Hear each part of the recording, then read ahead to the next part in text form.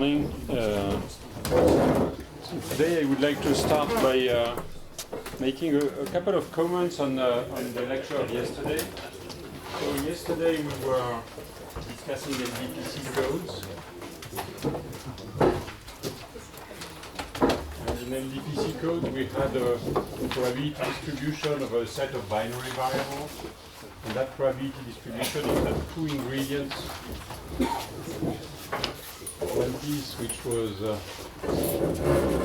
posterior.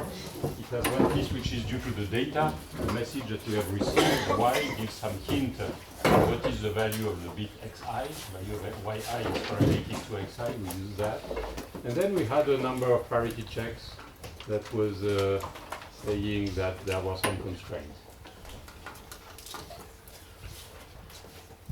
And the constraint was some parity constraint that all the sum of all the variables which are in the neighborhood of A are equal to 1 modulo 2.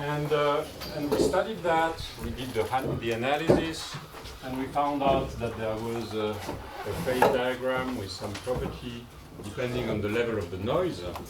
This is the channel transfer function. It has a certain noise level characterized by a parameter p. And we saw that there was the probability of perfect decoding was equal to 1 up to a certain threshold, which I call PD, and 0 bar. And then I told you two things, which triggered some questions. I told you that in fact, if we had infinite computing power, we could go not only to PD, but we could go further away to a threshold which is called PC. And I told you then that there was another threshold that we had studied the day before. That was Shannon threshold.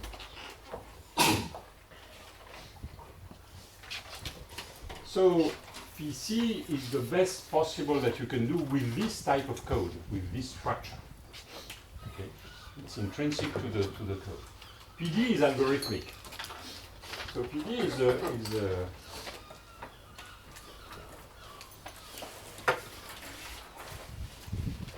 that's purely a property of the algorithm, and PD is a property of the geometry of the code.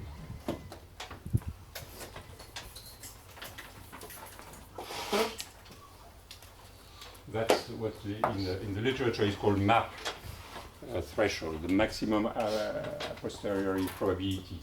If you maximize this probability just by brute force, you will reach this threshold.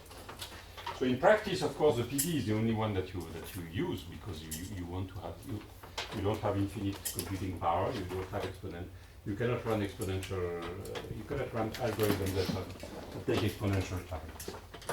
So let me. So I had a number of questions on this. So I decided that I will start by making a kind of comment. Let me generalize and do a simulation of this problem. I will try to sample from this probability distribution by using a simple Monte Carlo method.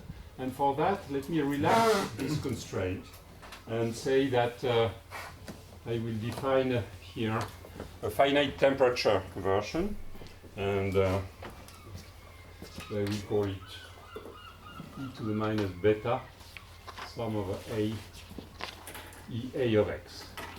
And EA of x is an energy for the check number A. It is equal to 0 if the sum of the bits is equal to 0 mod 2, and it is equal to 1 otherwise. So the sum of EA tells me how many equations are not satisfied.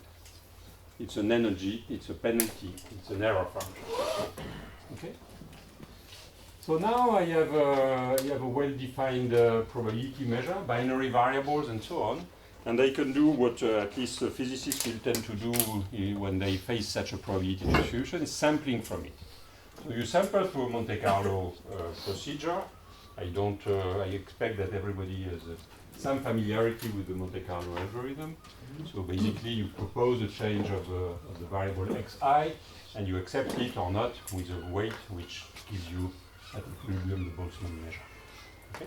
You do that, and of course there is something that we have learned from 40 years ago, 35 years ago, which is that there is a good strategy for that, which is to do simulated annealing. That is, in general, it's easy to sample at high temperature, that is small beta.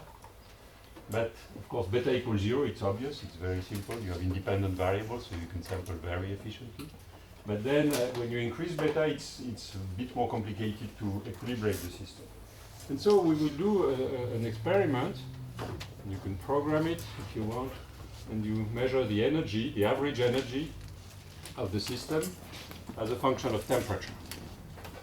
And I start at high temperature, and maybe I will do some annealing. I decrease the temperature, and I find something like that. Now, if I go, now there are two situations.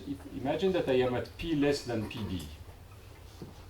I am in the relatively low noise regime, not too much noise. Then what will happen is that if I cool my system, if I do the annealing slowly enough, at some point, I will have something like that. It will go to zero energy. Zero energy means that I have satisfied all constraints, and so I am in the good subspace. And from that, it will work very, very efficiently.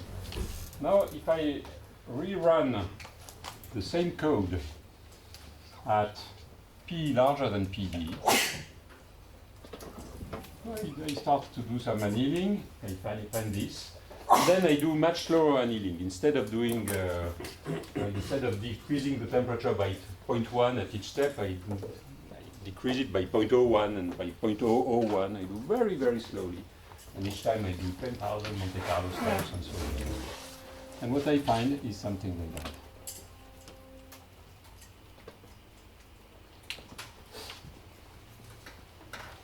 So that was fast annealing. That was slow annealing. And that is fast annealing, and that is slow annealing. It's not a tiny effect. I mean, you can increase when I go from fast to slow here. I can increase my number of Monte Carlo steps by orders of magnitudes, 10,000 times more. It doesn't help. You just saturate. So you're trapped.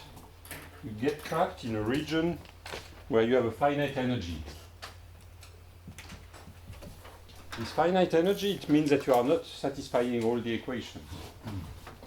Your system did not manage to get into the subspace of the variables that satisfies all the linear equations.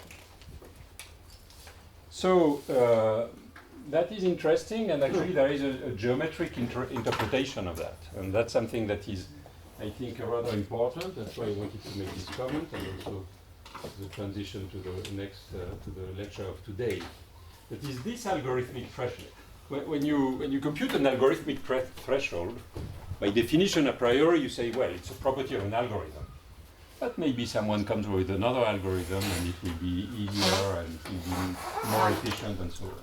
What I want to stress is that this algorithmic threshold here, it has a geometric origin. And because of this geometric origin, it will tell you that many algorithms will be trapped at the same, will be fooled exactly at the same threshold. And actually I have already given two of them, because you find that it is the same PD experimentally that where both the message passing algorithm on one hand and the simulated annealing on the other hand are blocked. Exactly the same value. So what is happening geometrically that is creating such a problem? Let me remind you of what we are doing. We have a certain we had a certain code word. That was the code word that we sent. This code word has been modified by the channel. So we received a message which is called Y, let us imagine it is BSC, so we change change a certain fraction of the bits. So this is a distance p, or extensive distance p times n. Typically, I have changed p times n bits. I am sitting here, and from here I would like to decode. And so from here I know two things. I know the channel. So I know that somewhere on this sphere, at distance p times n from the point which I have received, there must be a code word. And I'm seeking this code word. Okay? And now there are several situations. And there is a situation where p is less than pd. Where p is less than pd, basically on the sphere, there is only one code word. And it is easy to find. That is, in some sense, the energy landscape on this sphere, if I look at all the configuration on this sphere, the energy landscape is smooth. There is this guy which has zero energy. There is nobody else which has zero energy. But in some sense, it will be something easy. There will be x star as function of energy, as function of the configuration on the sphere. And there is only one minimum x star, and it's easy to find. And you find it very efficiently. For instance, message passing.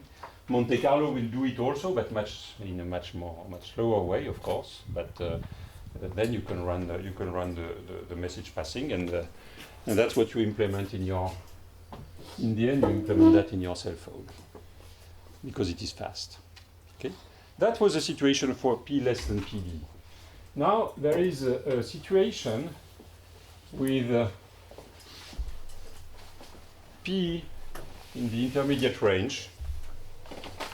PD less than P less than PC. That is a situation in which on the sphere there is only one configuration that satisfies all the constraints. Only one single code word still on the sphere. So again, as a function of the configuration on the sphere, and this is the energy, there will be one global minimum with energy 0. Only one. But it happens that there are many metastable states. And these are the guys that fool you. And basically, when you run a simulated annealing, you will be trapped at this energy, which is E star, which is somewhere here. So this landscape, with a lot of metastable states, is completely, the dynamic starting from an initial point, which is random if you don't have enough bias, which is the case where the noise is strong enough, you get trapped in these metastable states. And that is fooling simulated annealing. And that is also fooling the message passing algorithm for a slightly, for the intrinsic reason is the same, but I will not discuss the details. And then there is the next regime, which is P larger than PC.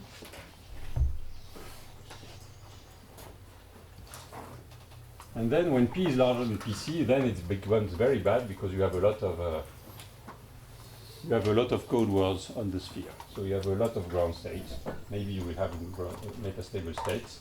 But so maybe this one was X star, but you have many other ones. And no way to choose. Okay. So that is the physics behind what is happening in this transition. And it's important to notice this intrinsic geometric nature of the landscape, of the energy landscape, because it is this geometric structure that is trapping the algorithm. Is that clear? It's early in the morning. Yes. In this situation, you should be able to find these minima, right? Or is it the same problem as before that you get stuck in these metastable states? In this regime, yeah, no, you will also get stuck in metastable states. But in any case, I mean, there are exponentially many such minima, and so even if you would find it, you're very unlikely to find the correct one.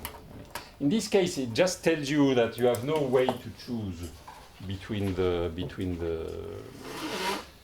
You have no way to choose, even if you have perfect map decoding, that is even if you sample exactly from this, forgetting about metastable states and so on, well, you will find a list of configuration that all maximize the entropy, because the fact of placing myself on the sphere means that I have maximized this part due to the channel.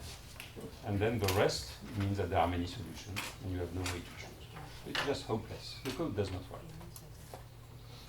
Well, a naive question, that just means you have many solutions rather than just the right one. I mean, you have many solutions, and you would like to have, you want to have the right one that was sent. yes, but okay, but your system has many solutions. That's it. Yes, that's why it's useless as a code. A code, so seen from this point of view, let me introduce a little bit of vocabulary. Seen from this point of view, an error correcting code is a kind of, I told you yesterday that if you convert X into spins, it's a kind of spin glass. But it's a very special kind of spin glass in which there is one special configuration that you know has zero energy, that is a ground state. And that's the one that you are seeking.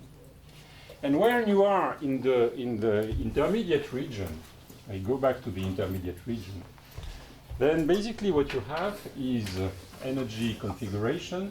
You have something like that. This is the state that you are seeking. It has lower energy than anybody else. It's a good one. But you are trapped there. So this will be called the glassy state. And this will be called the crystal. I put the crystal in the sea, but let me put a small iceberg here so that you have a... Yes, sorry, just let me finish. So in some sense, what you are doing in codes is that you want to find a crystal phase. Why do I call it a crystal? Because that's exactly what you have in solid state physics. In solid state physics, you have configuration of atoms. There are configurations of very low energy, which are favorable, that's a crystallized state. But then on top of that, you have a lot of disordered configurations, which can be solid and so on, which are glassy states. For that, you will hear a lot of that with Jorge's lectures. Certainly, I don't know when it starts, next week. Monday. We'll have plenty of this. Yes, there is a question. The landscape that you draw, is it due to the energy that is into the exponential or also due to the channel? In this case, okay, well, first of all, that gives me the opportunity to say that this kind of drawing, you have to take them with a grain of salt.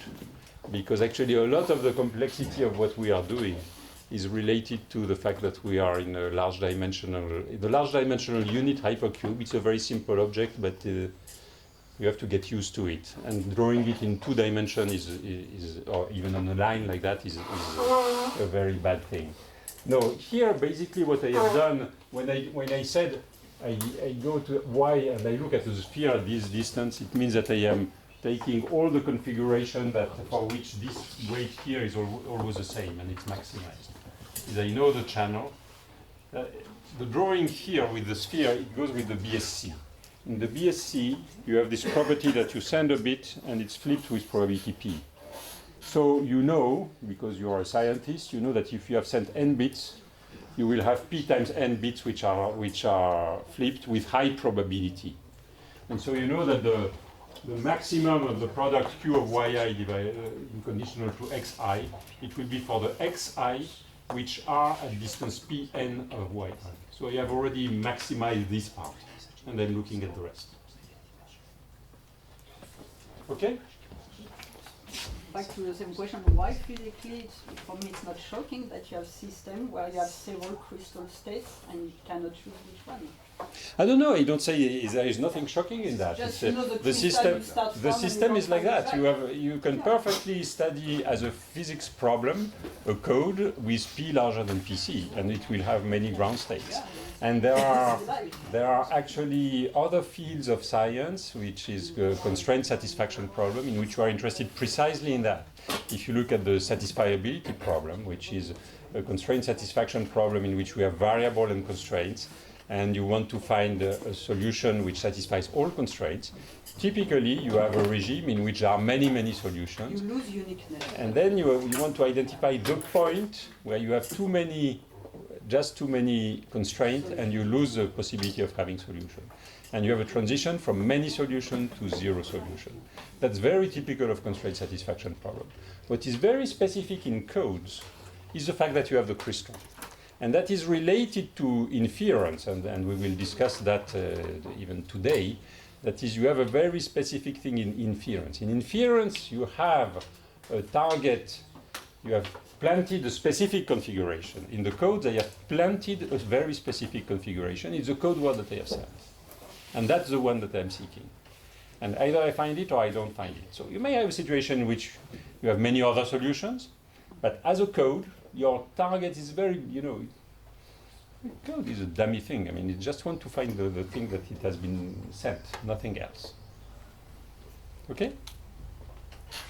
So that was just a way to motivate you, to tell you that because you want to understand everything on codes, then what you have to do is to study spin glasses. That's clear. I think now it's obvious. Yes, there is another question. Is it a general feature to find a geometrical threshold below the Shannon threshold, or it's only because you are studying this particular model? It's very generic in this family of, it's there in all the LDPC codes, and I will discuss it a little bit in more general case now. It's a specific type of phase transition, of a glass transition. It's quite generic. There is a way to get around that, but I will discuss it only tomorrow. Even in one-dimensional code, will you find the same? One dimension? Ah, no, sorry, there are other codes. Okay. No. If you look at... okay, there are completely different families of code in which you will not have the same phenomenology. Yes, if you look at Viterbi codes, for instance, then the situation is a bit different. But in this kind of code, which is LDPC, which are based on factor graph, which have small connectivity, so they are locally tree-like, then that's a generic situation. Okay.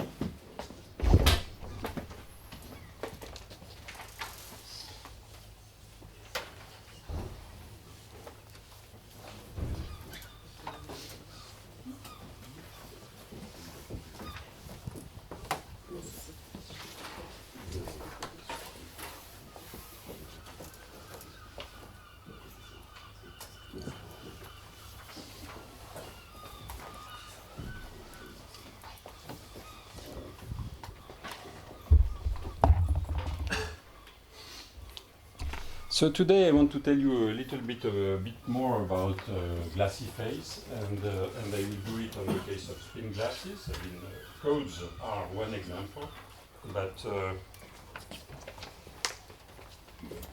maybe it's good to go back to the origin and to tell you about spin glasses.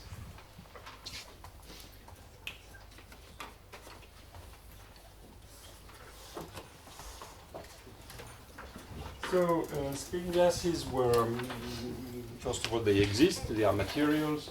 You have some magnetic impurities in a metal, for instance, copper manganese. You have manganese impurities in copper. It turns out that the manganese carries a spin. It can be up or down. And these spins, they interact depending on the distance. And they can interact either by positive or negative interaction. That is, the energy is minimized either when they point in the same direction or a different direction. And this was there was a big study starting in the 70s. And the idea is the simplest representation is to define them by binary variable, which are plus or minus 1, holding for a spin up or down. And they interact with an energy, and the energy is the sum of a pairs of spins of an interaction energy SI/Sj, interaction constant. And so for some pairs, when Jij is positive, the energy of the pair is minimized when Si and Sj are parallel. which means that the product is equal to 1 minimizes the energy, the local energy. And when Jij negative, you should have the two spins pointed anti-parallel. So this is called ferromagnetic interaction. This is called anti-ferromagnetic interaction. And both coexist in general. As a mathematical description, there has been quite a lot of study of these models. There is a large family, and I will discuss today only a few of them. And let me just mention that in order to study magnetic materials, then typically what people have done is put these spins in a three-dimensional space, and then you can do two things. Either they put them at random position and you have an interaction that depends on the distance with oscillations. That's the most realistic case. But you also have some case in which the spins can sit on a lattice, a 3D lattice. I draw it here in 2D. And you decide whether there will be what is the value of the coupling constant between I and J. And so you have, for each pair of spin on the lattice, you have an interaction, and Jij is drawn from some distribution.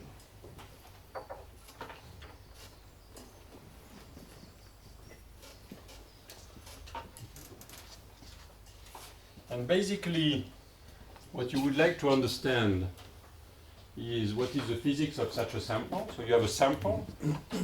The sample is an instance of a spin glass.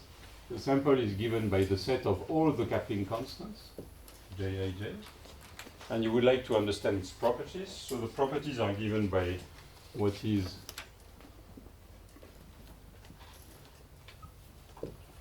the spin configuration. The spin configuration, they are sampled as 1 over z e to the minus beta times the energy. So you would like to understand what are the properties of this spin configuration when they are sampled from this measure. And the energy is a function of G and S.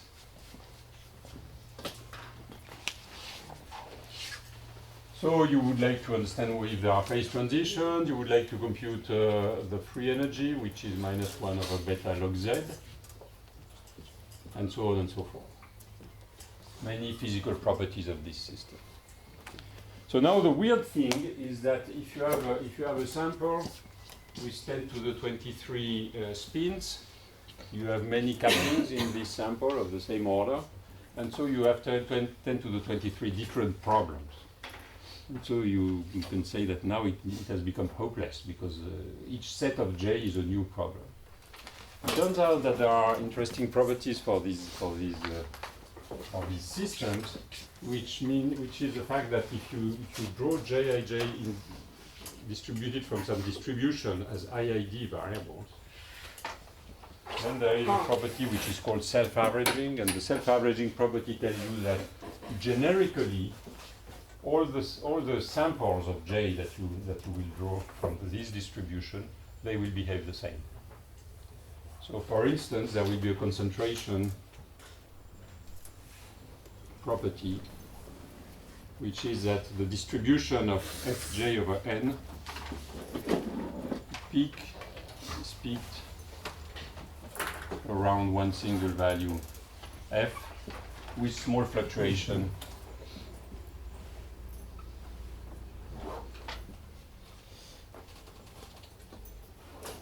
typically of order 1 over square root of n.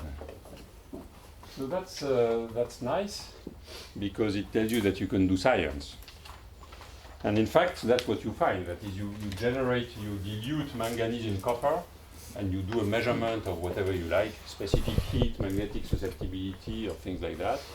You find another sample with the same concentration, and if they are well prepared, well, you find exactly the same property for the second sample. So the physics, what you observe macroscopically, does not depend on all the details of how you realize the Jij microscopically. Okay. Of course, that's only a probabilistic statement. Imagine that you have Jij, for instance, which is plus or minus 1 with probability 1/2, just as an example. Well, when you draw a sample like that, by chance you might find that you have a sample in which all the Jij are positive. Then that's a ferromagnet. It will behave completely differently from what you see experimentally. But that happens with probability 1/2 to the power 10 to the 23. You're safe. You're safe.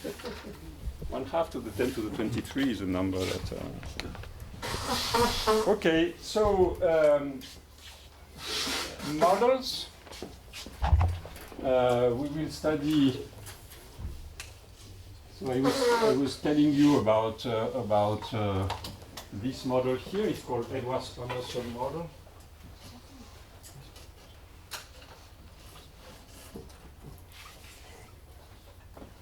And I will not study it at all.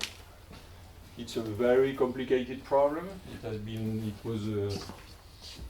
It was already formulated when I was a student, and we made some progress, but not that much. So for instance, there are a few open questions that nobody has been able to show that there is a phase transition in the Edwards-Anderson model. Just to state a little bit of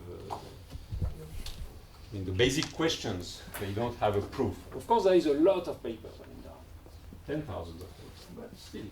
And there are many things in these papers, but in terms of what you really know about that, it's complicated. I will discuss mostly the case that is the mean field case,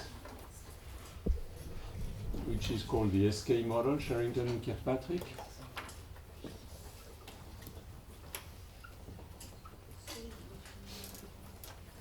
In the mean field case, you have an interaction between all spins, not only the spins which are neighbors on the lattice, and the P of J, Jij, are normal variables, Gaussian distributed, with a mean and IID. The mean of J will be J0 over N, and the mean square deviation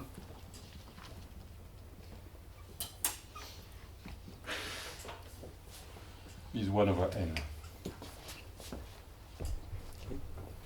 So there is a little bit of scaling here that you have to understand how it is done. That's very typical of what happens when you have a mean field problem.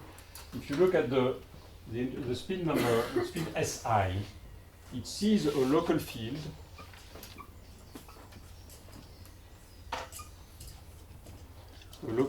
which is the sum of a J, different from I, of Jij, Sj. That's a sum of n terms. You would like this local field to be finite, just because otherwise the thermodynamic is not well defined. So thermodynamics is defined by the energy is extensive, it is over the n. So if the local field on each side is over the 1, then you have a sum of n sides, and it gives you an extensive energy. So you would like typically this guy to be finite. Okay. Let me say J0 equals 0 for simplicity. That's a sum of n terms with random signs. Jij will be typically, if it is Gaussian. So that is a random variable.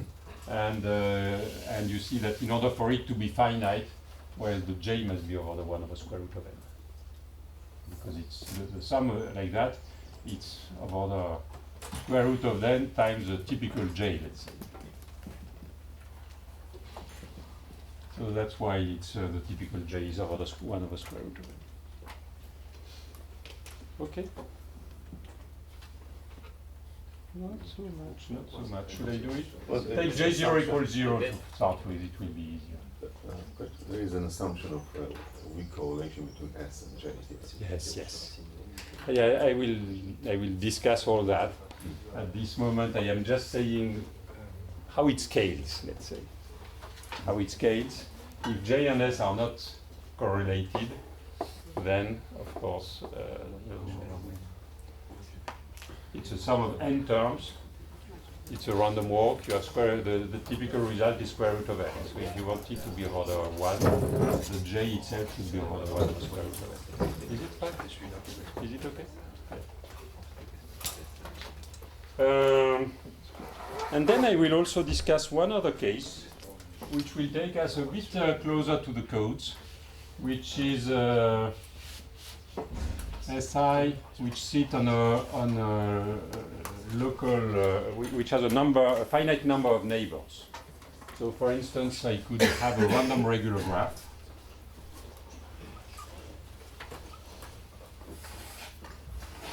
And in my random regular graph, I would say that, let me see what are my notations, I forget. Never mind.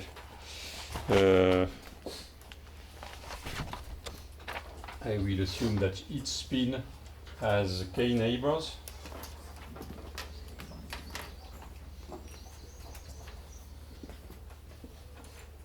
And I select them randomly. So I take any graph which connects all the n spins such that every spin has degree exactly k. So this will have loops.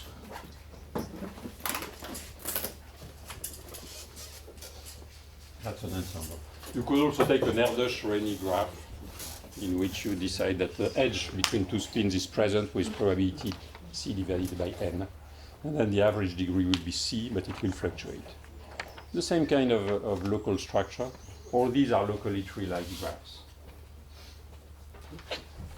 So these are called, in the literature, they are called diluted.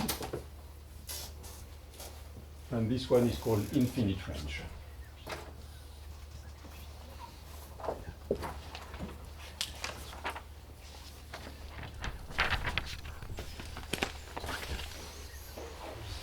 Okay, let me, before getting into, I will do a little bit of computation on that, not too much, but I have to. Let me give you a little bit of phenomenology first, of the results of what we know. Oh, sorry, and there is a last extension that I should mention just to make transition with next week, and also with yesterday. It would be a case in which you have interaction which are more complicated. Instead of having pair interaction, you could have p-spin interaction.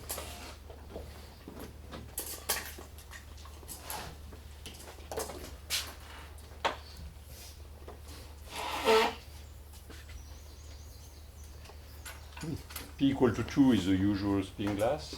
P larger than 2 is what you find in error correcting codes, for instance. Okay? So let me give you some ideas of the phenomenology.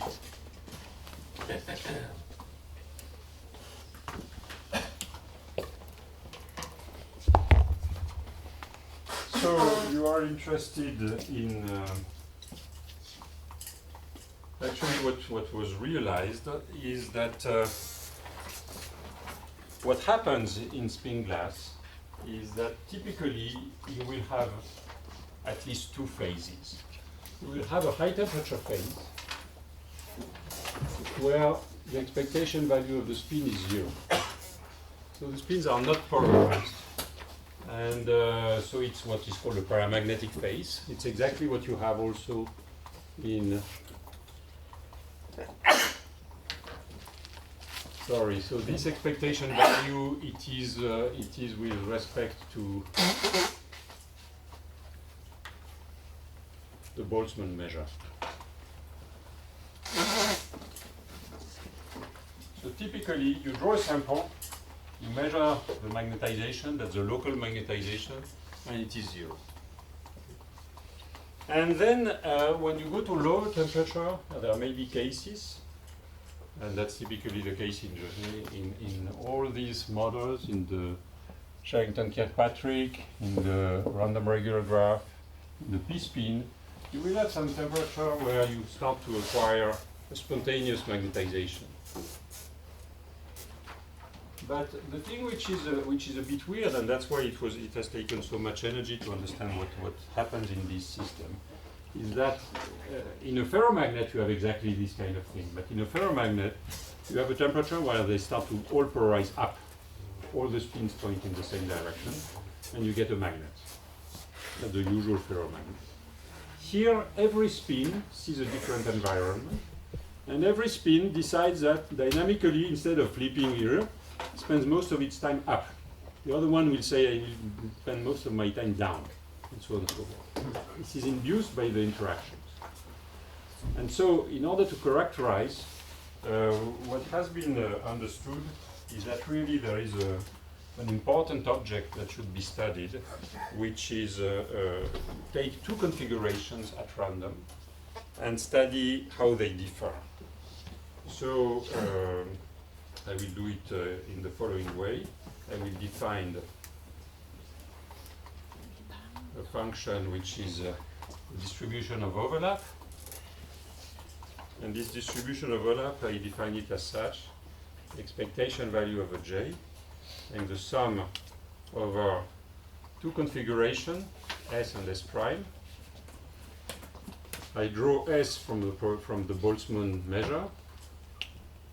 I draw S prime from the Boltzmann measure. And I want to know what is the distance between S and S prime. So I condition to the distance Q, and I do the histogram. Sorry, QSS prime in this game is what is called the overlap.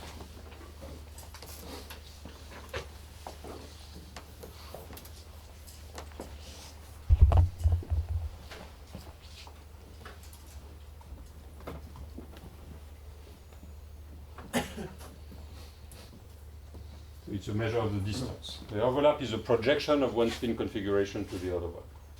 So when the configurations are close to each other, the overlap is 1. When they are point opposite, the overlap is -1. When they are totally uncorrelated, the overlap is 0. Okay?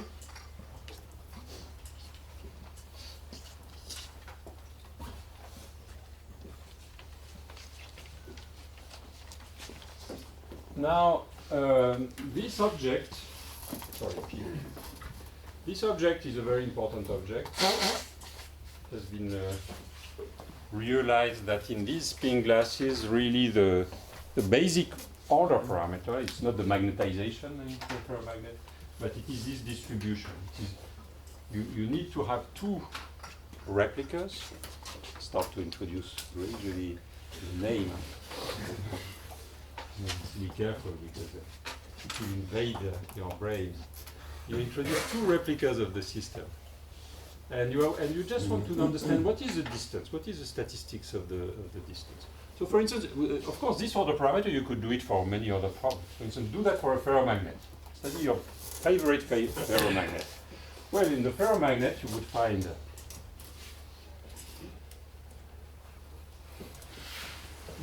that at high temperature, the local magnetization is 0, and you will find that the overlap is always equal to 0. So you will find that P of Q is delta of Q.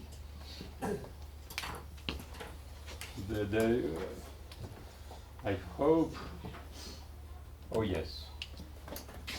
I use Dirac notation. I hope everybody, that's okay for everybody? Yeah, everybody is familiar with Dirac. Well, this part of Dirac. P of Q, delta of Q, and then for T less than Tc, well, that's very easy. If you have a completely symmetric ferromagnet, then you can have either the spins which point up or they point down, and then you will find that typically what will happen is that either S and S prime, they are, so you have two, basically, in some sense, in the configuration space. You have the magnetization plus M and the magnetization minus M. All these configurations.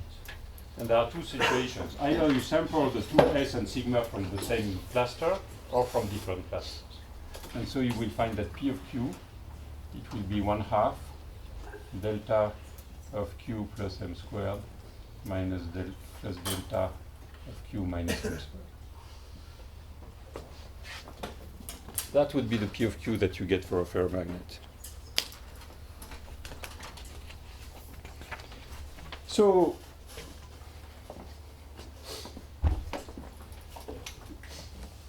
what happens in a spin glass? And let me give you a little bit of phenomenology before computing.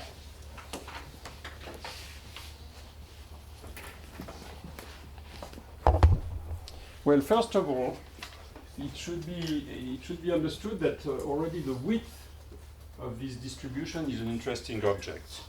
If you compute the integral dq p of q squared, that is the second moment, let me denote it by q squared average, like that. That is just the expectation value with respect to the coupling of the sum of S and S prime, P of S prime. So I take two configurations of speed, S and S prime, taken from the same distribution at equilibrium.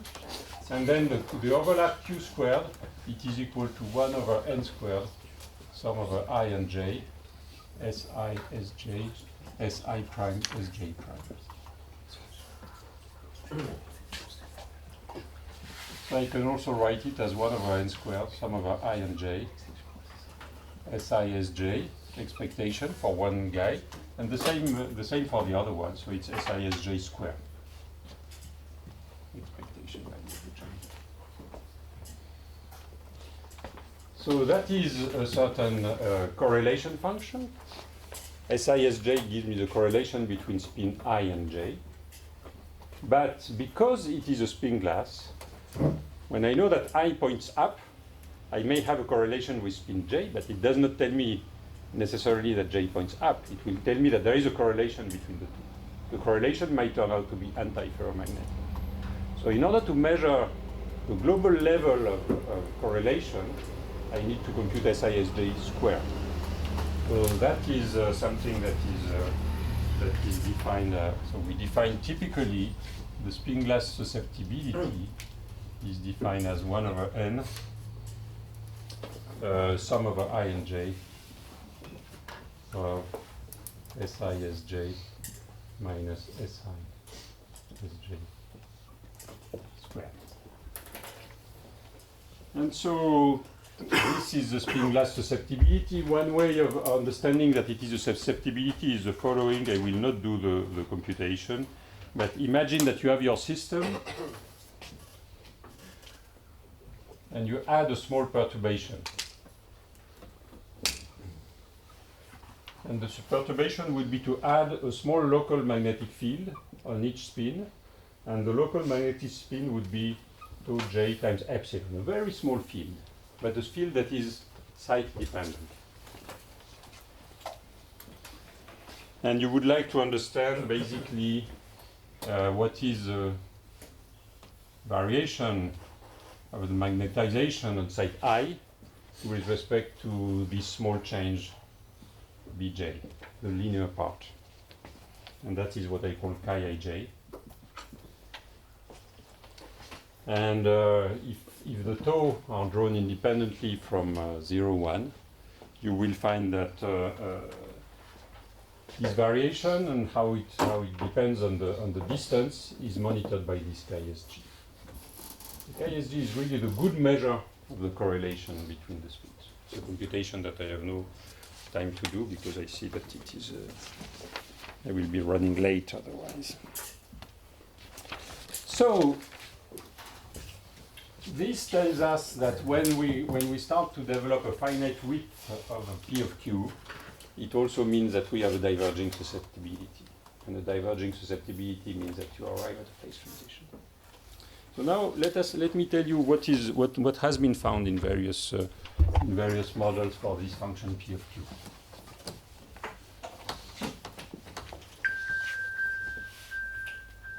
Sorry.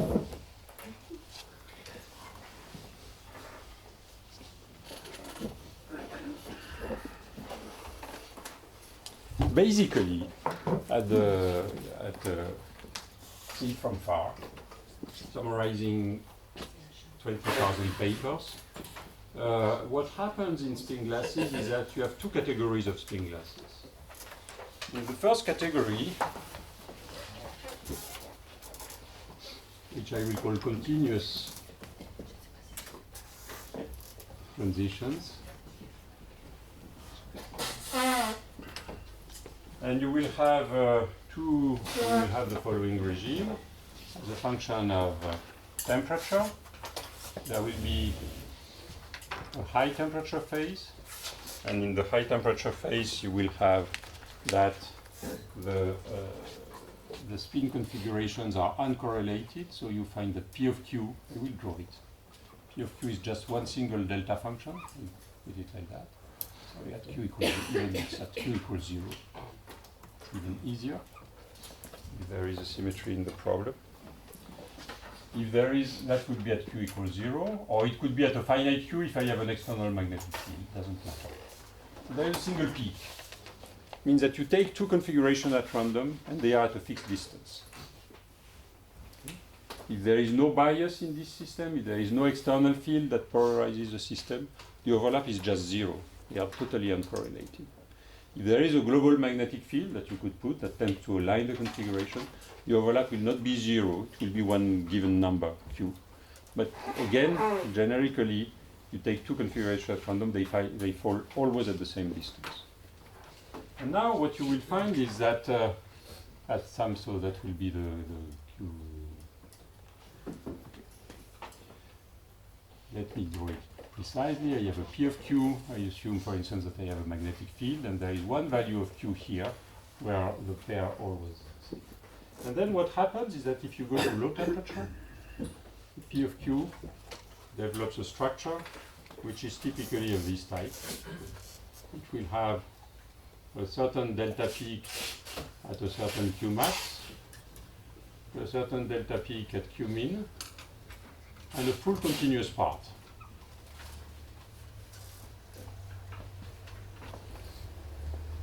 So it means that now if I take the configuration S and S prime at random, there are various situations. Maybe in some cases they will all fall at the same maximal overlap, that is, they are close to each other, but they also can find intermediate situations. Remember that for the ferromagnet I just had two delta P, because there were two possible clusters of configurations. So here it also already gives you a hint that there is a very strange thing that is happening, that you have many possible clusters of solutions. And if I would zoom on what happens close to TC, basically here, I zoom on that, I would get something like that. That I had a peak, which was the peak at the Q of high temperature, and it starts to develop a certain width. And the second peak starts here, with a width here which goes to 0 continuously when you go to the phase transition. So this tells you that the width of phi of Q starts to grow when you approach TC and diverge. So it means that at TC, when T goes to TC by positive value, you approach TC from above, the spin glass susceptibility diverges. Spin glass susceptibility diverges tells you that this delta peak, if you look at the resolution of this delta peak, it starts to broaden. At some point it becomes extensive and you have a P of Q which is non-trivial. That's a continuous phase transition. That's typical of what happens in the SK model, for instance, in the infinite range model. It also happens in the diluted models.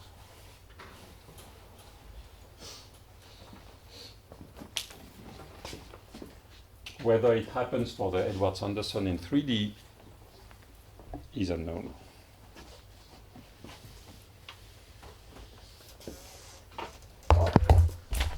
Well, yes. And then there is a second scenario, which is discontinuous transition.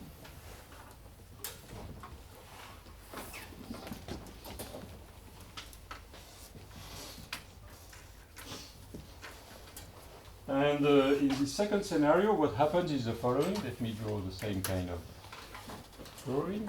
I have here my high temperature phase, TC. So above TC, I had a P of Q as before, which was just one single delta peak. And what happens below is that I develop a P of Q, which has two delta peaks. At Q0 and Q1, and that's all. And what happens in this case, so this is called That's discontinuous. And what will happen is that basically it's discontinuous in the sense that you don't broaden this peak, but you start to nucleate all of a sudden some other peak at another overlap. Discontinuous. So in the literature, this is a situation which is called full replica symmetry breaking.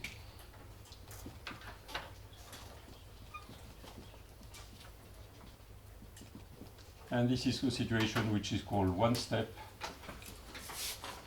replica symmetry breaking.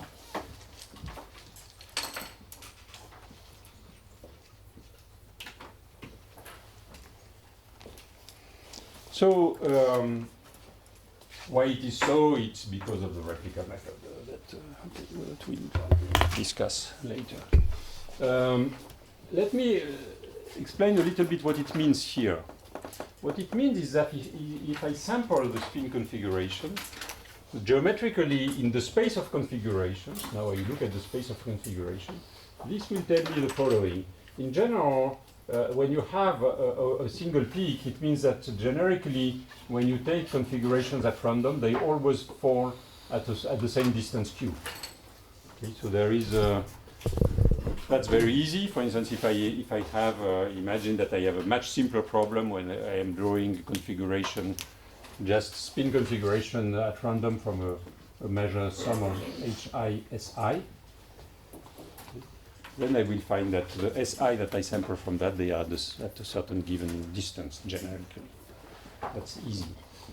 And that I would draw it like that. That is, I will have sample always at the same distance q. And now what happens here is that I have two typical distances. I have q1 and q0. So it means that the typical configuration, the one that equilibrates at low temperature, they are grouped into clusters. The clusters, each of the clusters has diameter q1, and these clusters are distances q0. All the distances between the clusters are q0. It's a large dimensional space, so when I'm drawing things, I'm saying that generically all the points in the cluster are distance between each other, which is q1, and all the points of a cluster and another cluster are at a distance q0. That's what it means. And this has been understood in quite some details in several spin glass models and other constraint satisfaction problem. I was talking before on satisfiability problem, in which this scenario has been fully confirmed and proven mathematically and so on. In spin glass, it was first studied probably in the case of P-spin models.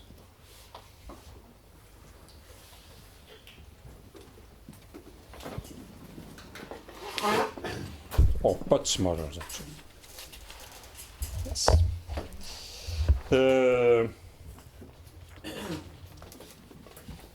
Now, in this case, there is something which is slightly more complicated. In this discontinuous case, it is the fact that there is, even if the static phase transition is like that, it appears discontinuous, but there is a precursor. And the precursor is related to what is called the dynamic phase transition. So there will be another temperature, the dynamic transition temperature.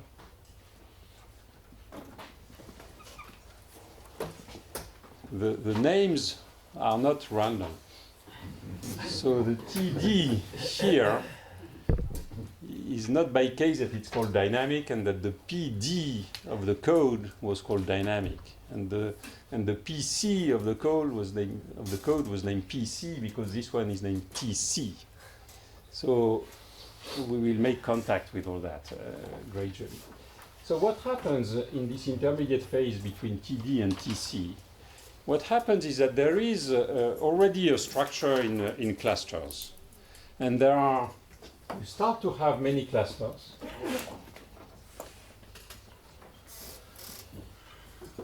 You start to have this kind of structure that I was describing here with the overlaps and so on. but the number of clusters is exponentially large. And so you have a complexity of the number of clusters. You have a number of clusters which grows like e to the n times the number, a kind of entropy of the clusters, which is called sigma. And so there is not when you draw the configurations at random, you will find maybe a configuration in this cluster. And where is the other configuration? Because there are many, many other clusters, exponentially many, typically it will be at in another cluster. So you find only that P of Q is delta of Q minus Q naught. You don't have a good probability to find the two replicas in the same configuration. So how do you know that there exist these clusters? Because you do the computation of P of Q and you find only that. Well, you have to be a bit clever and you have to bias the measure. So there is a way to do it, which is biasing the measure. Instead of taking two spin configuration completely independently, I could put an extra weight here, and the extra weight would push them to the same direction. For instance, I could say that it is e to the minus epsilon sum over I of si prime. It means that when the two configurations S and S prime are close to each other, I get an extra energy, I get a gain in energy. I make it more probable. Sorry, it should be plus. Gain in energy when they are close to each other. So I have a larger Boltzmann weight. And by doing that, you tilt the measure, that's called epsilon coupling, and you are able to identify that already starting from TD, you have the existence of these other clusters. Basically, you measure this P of Q in a system in which you have tilted the measure, and from that you reveal the structure into clusters.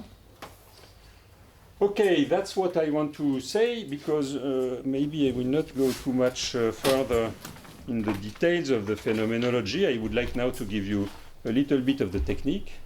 Again, I think very probably there will be some contact with Jorge, I think, on these models. And I was lucky enough that I'm talking about inference, and in the inference case, because we are seeking a crystal that has been planted in the system, all these subtleties, we are staying away from these subtleties. So I can leave it to my followers. Sorry, just a naive question to at least try to memorize things. Why this? You choose dynamic for? I missed the point. Where is the dynamic? Oh, Jorge.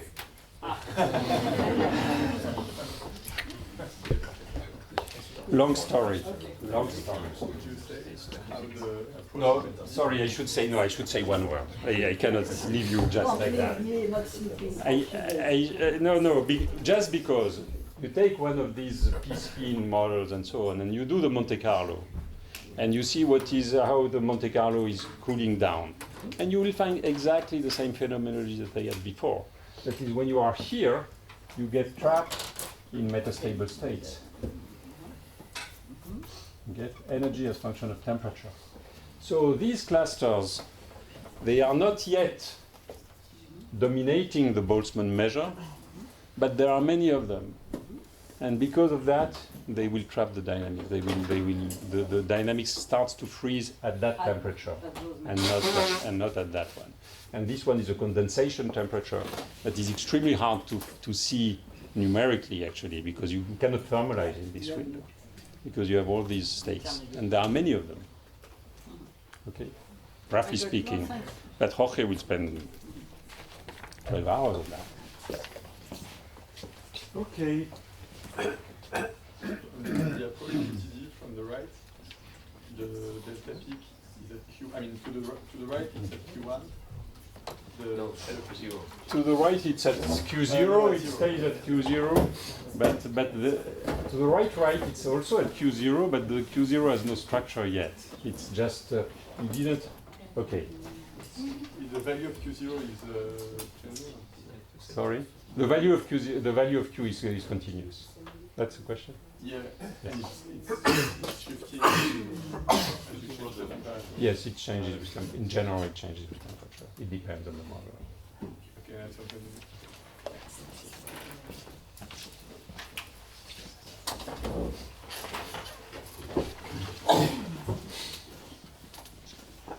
Okay, that was a phenomenological description.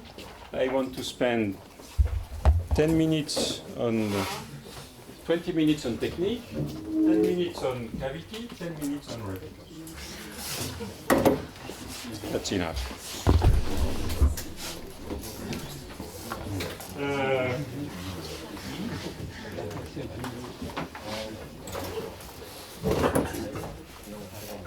Let me do the cavity study. For the cavity study, I will use the spin glass on a random regular graph.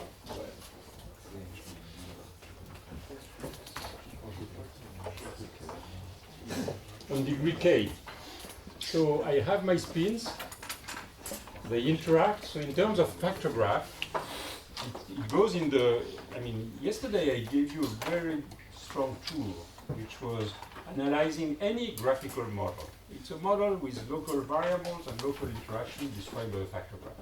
So I have spins, and these spins they interact. And in my case, it will be pair interaction. So for instance, I have 3 spins at the factor graph. Maybe there are other interactions with other guys and so on and so forth. So that's my factor graph. And then I have my local measure. So that's the spin I, that's the spin j. That's one of the constraints. Let me call it ij. It's the constraint that relates I and j. And I have a Boltzmann measure, which is P of S. And P of S is given by the product over the edges ij of e to the beta jij si sj. So in the notations of yesterday, that's A, one of the constraints, and that's psi A of S dA. And when A is equal to ij, dA is the two sides I and j. Is that clear how you connect to yesterday's notation? Good. So now it's easy. I just copy the message passing of yesterday's lecture. So I have a message that goes from I to ij, and that's a message that depends on si. And then I have a message that goes from ij to j. It's a message that depends on sj. First one was called m, the second one was called m hat, exactly the notations of yesterday. And I copy the BP equations from yesterday. And I get the BP equations. They give me the following. M going from I to ij to si is the product, or k, different from j, of the incoming messages from all the other checks, from all the other constraints, coming from ki to I of si.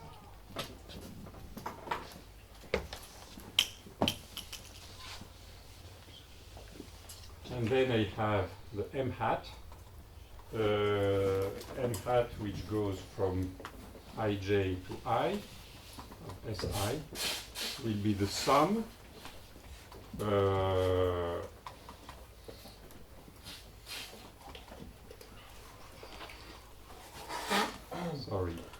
the message going from the check ij to j, it's a function of sj, it's the sum of our si of e to the beta jij sisj times m that goes from I to ij, and that was a function of si. So a bit heavy to, no, it's not heavy to write, but it's very easy. You compute the message that goes here, it gives you a measure on the spin here. And this measure is just saying, I look at the measure on the spin I in the absence of the check, and I do the computation of the Boltzmann weight locally, and this gives me the influence of this edge on Sj. And that was a definition of hat. And if I look at M from I to ij, I look at all the incoming messages, and this will give me, except this one, and this will give me the local weight on Si in the absence of this check. These are the equations that I need.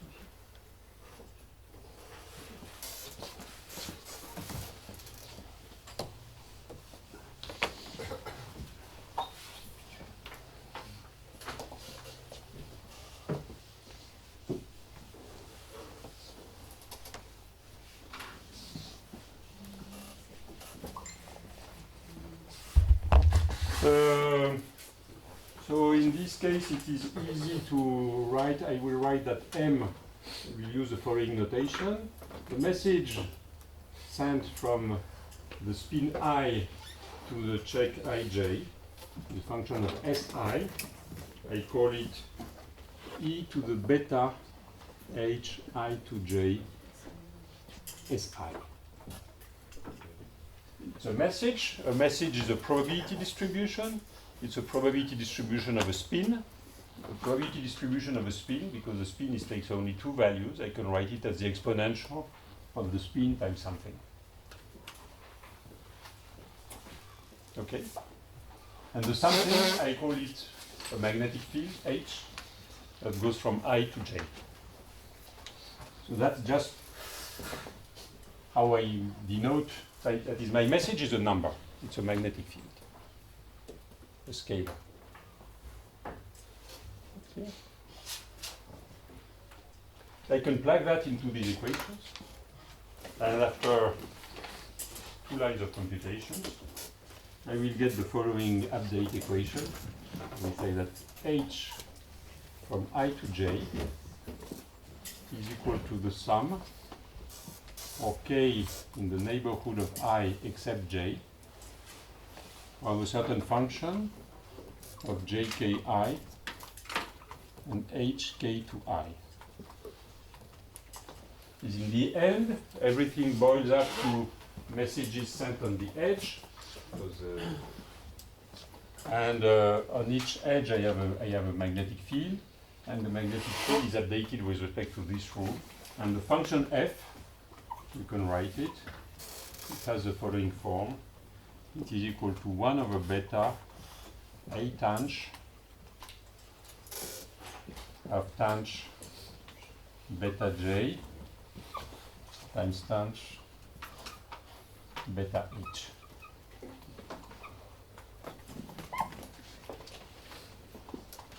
This is just 2 lines of computation. I mean, you have to sit down in front of that and you find this. So that is good, because now we have something that is relatively easy. That is, I told you, I have this very complicated Spiegel-Glass problem that nobody understands for many years, and so on and so forth. It's extremely difficult to sample. If you cool it down with Monte Carlo, you get a mess. It's never at equilibrium. It ages. It does weird things. But now I tell you, well, look at it from the point of view of mean field equations. And the mean field equations boil up to something which is relatively easy. On each edge between 2 variables I and j, I put a magnetic field in both directions. It gives me the influence, let's say, of one spin to the other. And they are updated with respect to this equation. And I can use that as an algorithm. That is, if I have the magnetic field at time t, I can compute the new magnetic field at time t plus 1.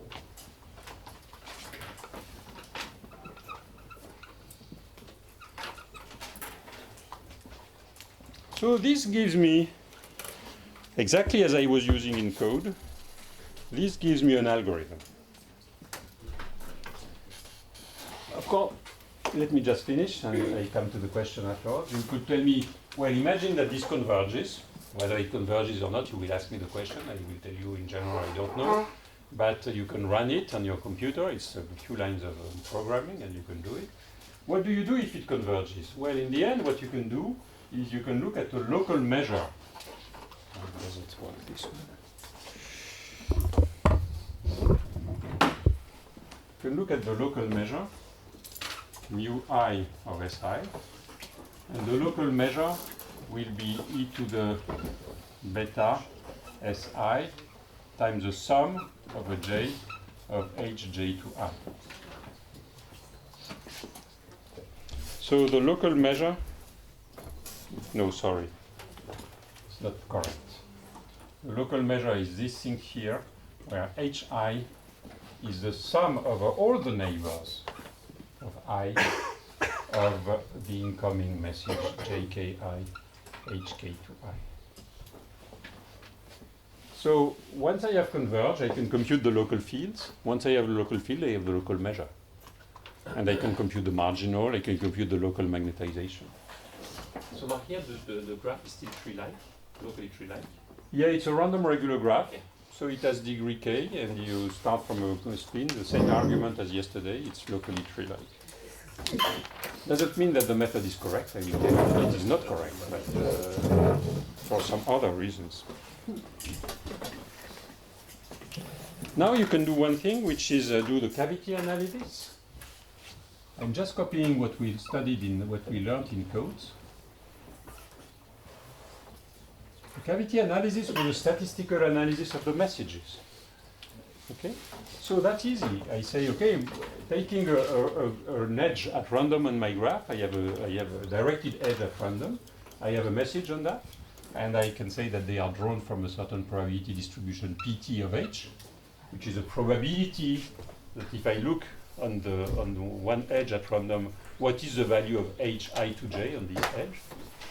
Okay, look at the statistics of that, and the equation that is here gives me an update, because basically it tells me that if I look at a PT plus 1,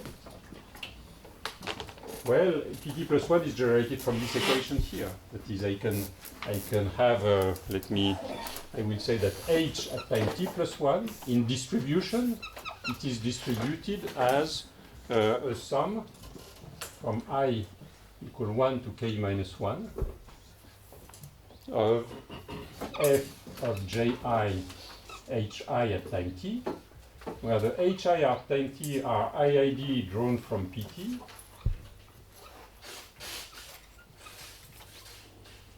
and ji are iid drawn from p of j.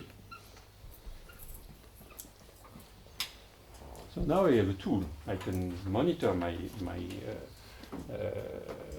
probability distribution.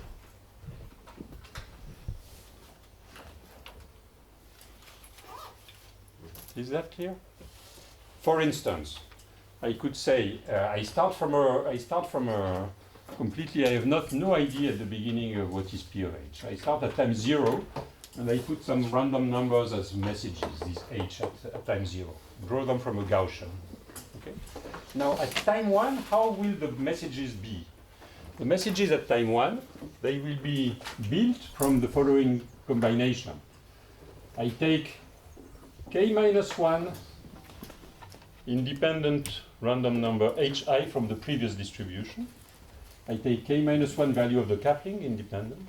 I compute this sum, and I have one element of pt plus 1. And the distribution of this guy gives me the distribution pt plus 1. And actually that's something that is done, that it's used in practice. So in practice you would like to follow this P of H. It's following a function. It's a bit complicated. If it is Gaussian, it's easy because you monitor the first 2 moments and you get it. In general, it's not Gaussian. It's more complicated than that. So what people do is you do it by population dynamics. That's exactly what it tells you. That is, you follow you just give a sample. Instead of giving the distribution, I give you 10,000 numbers, which are fields taken from this distribution. I get 10,000 samples taken at time t, and from that I generate 10,000 new ones at time t plus 1, etc., etc. And I see if it converges. I monitor the moments or whatever you like to see if the distribution converges. Yeah, but what about distribution is diverse, like Cauchy or something like that? You can't do anything. It was just a question there, because okay, you go further than Gaussian, but you cannot go to any kind of distribution. I cannot go to any kind of distribution, but in this case, unless you have a broad law for J, a Levy law for J, which has been studied separately and requires special care. Otherwise, you have bounded distribution. It's not complicated. It requires some control of the tail, of the tails, but that's not an issue, except for very specific cases. Okay, and wow, I'm doing bad. Let me finish with this cavity analysis. Okay, I run the population dynamics. For my spin glass with Jij. So let me suppose that the Jij, for instance, they are Gaussian, with Jij. First moment is equal to 0, and the second moment we take it equal to 1 over k. just because I would like in the end to take the limit k large, and I want it to scale correctly at large k, so that will, again, I take the criterion of the local field. And so what I find is the following: if I do this experiment for beta less than a certain critical temperature, which beta less than beta c, it means that at high temperature, I find that P of h is delta of h. It converges, and it converges to a delta of h. So it means that asymptotically these fields, they start to collapse. And locally, there is no local magnetic field, no polarization. So I get that expectation value of SI is equal to 0 everywhere. It's a paramagnet. For beta larger than beta C, I find something different. I find a P of H which has a lot of structure. Let me use something complicated. Now, let me study something related, which is susceptibility. So I can study the following thing. I study the spin glass susceptibility, which is 1 over n sum over I and j Si Sj square. Start from high temperature. At high temperature, I have 0 local field. So the nice thing about BP is that it allows you to compute any kind of correlation. So for instance, I would like to have the correlation between Si and Sj. Generically, there will be one path of finite length between I and j. Okay, I take two spins I and j. We are at distance 10. It might be. Certainly there are other paths that connect I and j, but they are orthogonal log n. I don't look at them. Just look at the direct path along the tree. Two spins at distance 10, let's say. And I want to compute this correlation. In general, what you have to do for that is compute the correlation along this line with external field coming from all the other spins that are outside on the tree. I mean, there is another part of the tree here, and so on and so forth.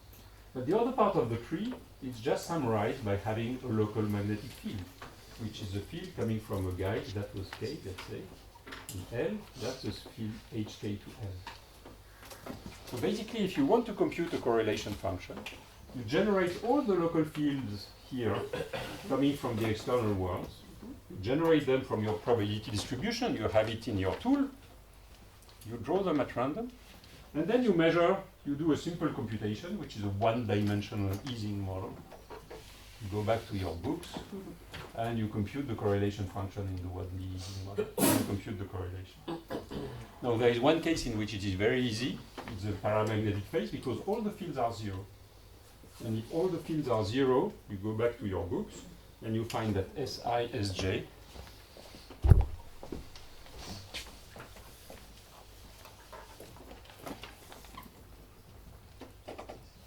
is the product of tanh beta jkl, where kl are all the guys along, oh sorry, kl, no, it should not be kl, let me call it jkl mn, where mn are all the edges on the path from I to j. So I will have the tanh of this j times the tanh of this j times the tanh of this j, and this gives me the correlation. That's because it's at high temperature, so it's very easy. So now I can complete the computation of KSG. I will have the sum of the distances, the number of sites at distance r,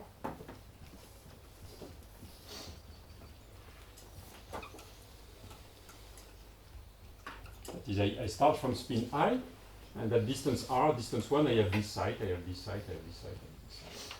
Distance 2, I have another, it goes exponentially. And then I will have something which is the square of SISJ, average over j, and this gives me something that is exactly the expectation value of j, of tanh square beta j, everything to the power r. Is that clear to you? I do it a bit fast, but I think it's not very complicated. I take this thing, I square it, I average it over j. I get a product of average of tangent square. They are independent factors. So I get tangent square beta j, average over j, to the power the length of the path. Now, just I finish the sentence. Now if I sum, I start from a given I sum over all the j. I will have to do this computation many times, but I can organize the computation with shells. I start from I, shell r equal 1, I do all this computation, shell r equal 2, I do all this computation, etc., etc. And here I am summing shell by shell, and here I just need to put the number of sites of distance r, and number of sites of distance r is k minus 1 to the r. Sorry, there is the first shell has k and the other ones have k minus 1, but it doesn't matter because what we will see. What matters is this. So I just finished the argument. So here I have a series, and the series is convergent only if k minus 1 times the expectation value of tangent square beta j is less than 1. So I have done the computation of the susceptibility, and it gives me a criterion that tells me if I have a finite susceptibility or if it is divergent. It gives me a criterion of stability. That's the criterion of stability of the phase.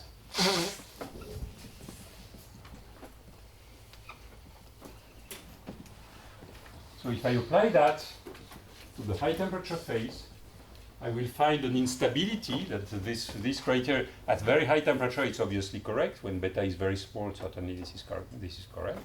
You increase beta, at some point it becomes wrong. That's a critical temperature. At the same temperature, you start to develop a P of H. Okay, now I'm fine. I've understood everything. I get this divergence of the susceptibility at the same point where I have non-zero structure and so on.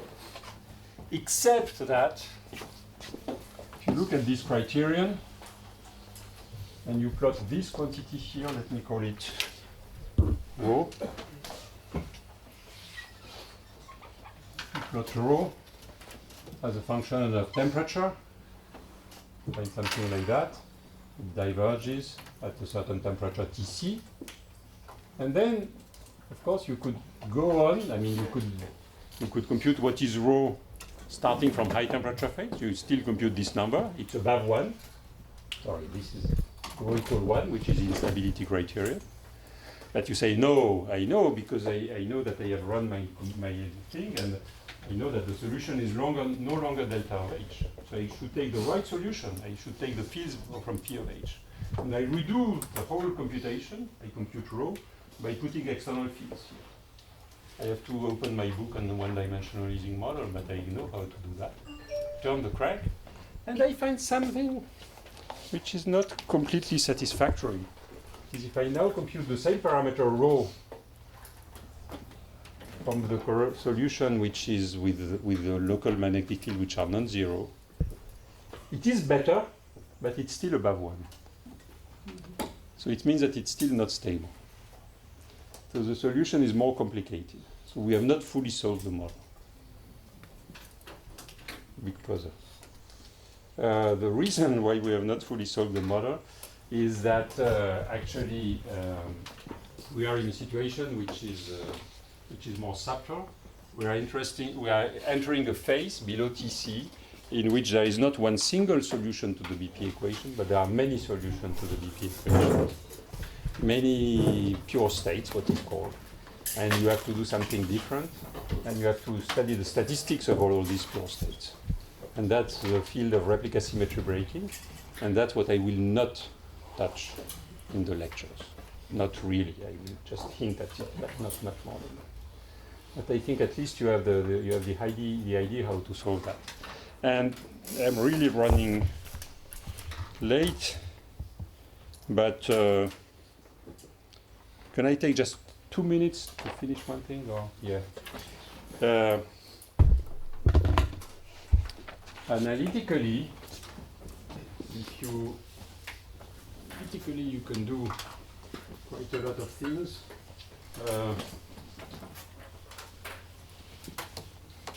In the limit when the connectivity becomes large, that's much easier.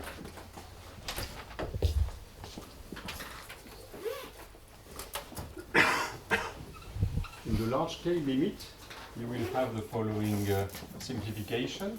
I told you that the function that is crucial in updating the fields, it was 1 over beta tanh beta j, no sorry, a tanh of tanh beta j tanh beta h. And here I know that j is over the 1 over square root of k, so I will write j equal x over square root of k, where x is over the 1 and k is very large. So it means that this j is very small. If this j is very small, this I can approximate by beta j. The a tanh I can linearize, so I will find that f of jh is nearly equal to 1 over beta, so it will be j tanh beta h.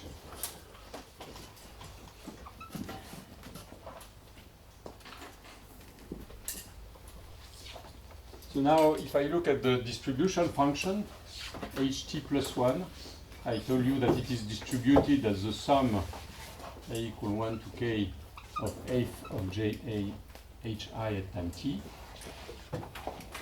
And that's easy because for large k it becomes the sum of a large number of independent random variables. So it becomes Gaussian.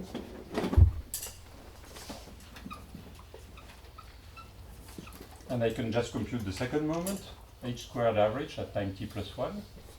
And I find that h squared average is equal to, sorry, maybe it was k minus 1, but k minus 1 and k are the same at large k. So and then I get k minus 1 times j squared average times tanh square beta h average at time t.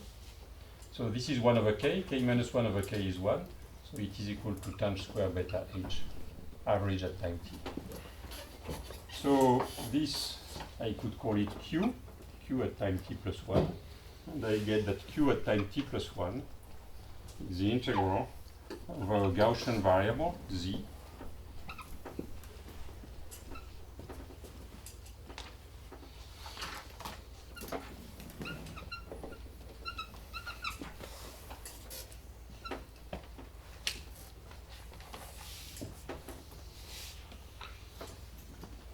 and this is the analytic solution for the width of this distribution. I mean, basically, I told you in general it's a bit complicated. You have to follow the full function. There is one case in which the function is easy to follow. It's the case where you have many neighbors, because the local distribution is the sum of a large number of terms. So the distribution becomes Gaussian. You monitor the Gaussian by just following the second moment. First moment is 0. The second moment satisfies this update equation here. Okay. If you look at this equation, again, you will find that for beta less than 1, beta c is equal to 1. It goes to q infinity equals 0. The distribution shrinks to a delta p. For beta larger than beta c, it goes to a finite value. That is exactly the solution for the large connectivity spin glass, which was found by Sherrington and Kirkpatrick by replica method. And here I have just derived it by cavity. It's very important in this respect that I am doing the cavity on the fields that live on the edge of the graph, which are the independent variables. We discussed that yesterday with Chaim. I'm not doing it on the full local field, which are correlated. That's what I have to do for today. It took me more than 10 minutes to do the cavity, and it will take me more than 10 minutes to do the replica, but I will do that tomorrow. questions? No, I killed you. Voilà. Okay, second coffee and it will be Another okay. nice question. Another. Why is the name cavity? It's not clear for me. But we Ah, can keep it as No, the name cavity is very important. It's a very important question. I like the name cavity, first of all, so that's why it's an important question. I like the name cavity, and the name cavity comes... remember how we derived the equation? Actually, it's not like that. It's not the historical answer. The historical answer I will give you around the coffee. But look at what we do now. We say basically the main object is really you have the spins I and j, and basically you describe the interaction by a field hi to j. What is the field hi to j? It tells you that the probability of sj in presence only of I, in absence of all the other ones,